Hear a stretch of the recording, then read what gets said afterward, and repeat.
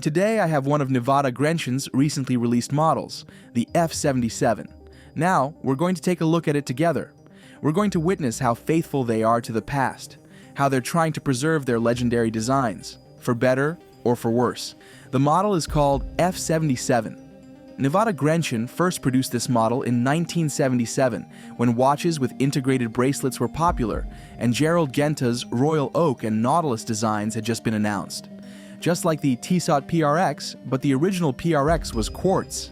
Nivada insisted on automatic back then, while developing its own integrated bracelet model. Soon after, the company went bankrupt, so not many watches were released at that time, meaning that it is very hard to find original first-generation F77 watches nowadays. The case diameter is 37 millimeters, the thickness is 11 millimeters, and the length is 45 millimeters. Interestingly, Nivada states on their website that the thickness of the watch is 12.6 millimeters.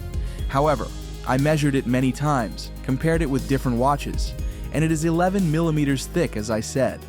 I think this is a very serious plus detail, but now we will have to ask whoever prepared that website to account for it.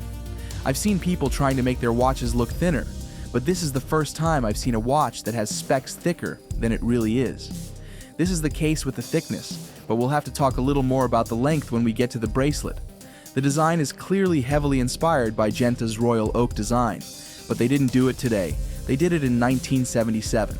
The watch is identical to the 1977 F77. Brushed matte surfaces on the top and polished glossy details on the sides. The screws on the octagonal bezel and the bezel edges are also made of polished steel.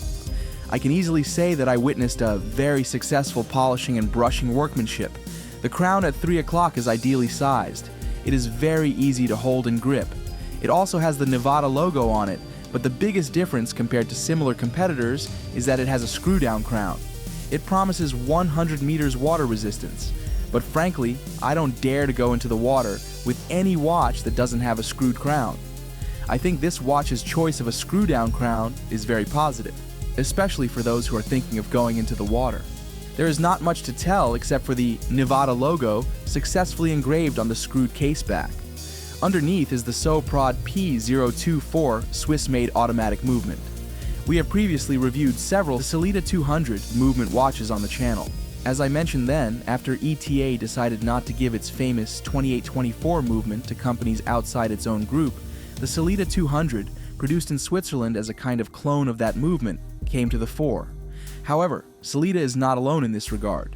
Soprod is a similar Swiss movement manufacturer, and we can equate the P024 caliber in this watch with the Sellita 200 movement.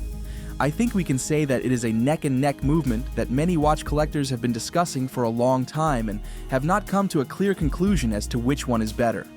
It is an extremely durable Swiss movement with a 38-hour power reserve, 28,800 beats per hour, and offers manual winding and hacking features. As always, before we move on to the watch face, we need to talk about the bracelet. This is an integrated bracelet type watch. At first glance, unlike the PRX, it looks like it will immediately wrap around the wrist, but when we take a closer look, we see that the connection part consists of 2 parts. This application was also like this in the first version. They wanted to keep it exactly the same. But as such, the felt length of the case seems to have increased from 45 millimeters to 50 millimeters. That's a bit long for a 37 millimeter watch, so there is still the danger of this bracelet looking extra large on slim wrists. The bracelet design is of the oyster type, which I like very much in sports watches.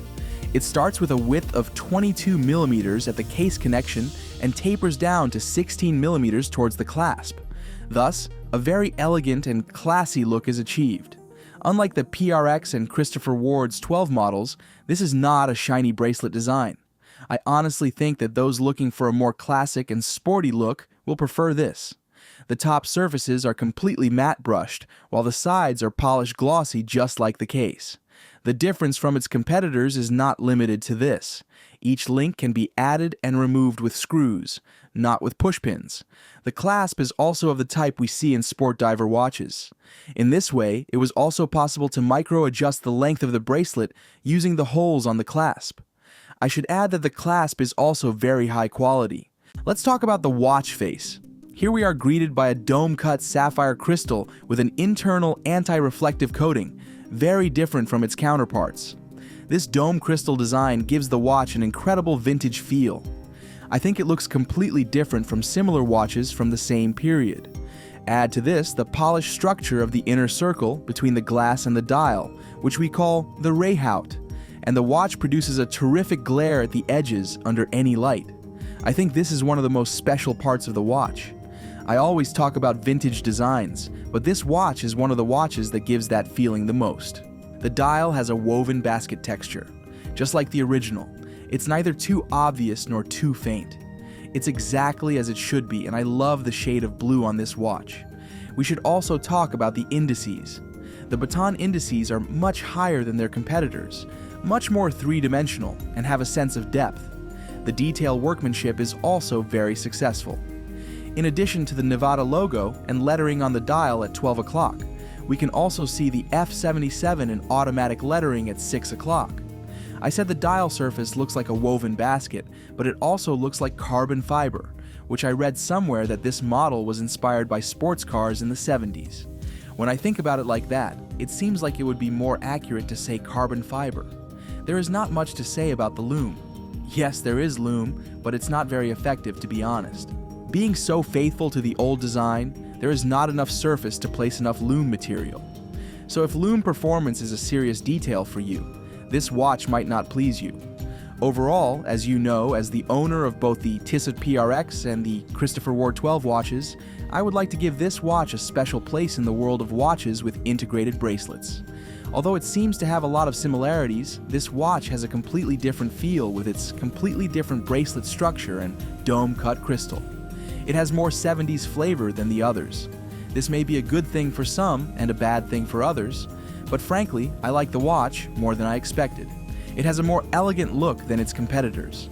The understated oyster-type bracelet with a very elegant taper, the dome-cut crystal and the glossy Rayhout surfaces underneath, and the high indices, which create a much greater sense of depth, all contribute to this. The bracelet connection may be a question mark, especially for those with very thin wrists, while the 37mm case diameter may be a problem for those with very large wrists. The insufficient luminescence may also be a turnoff for some. But if you have decided to buy this kind of a watch, I think you should definitely add this watch to your research list. Speaking about the Christopher Ward's 12 watch, I had reviewed that nice watch while showing you all available colors at once. If you missed it, I believe it's the great time to jump into that video by clicking here now. Thanks for watching, and I'll see you soon. Very soon.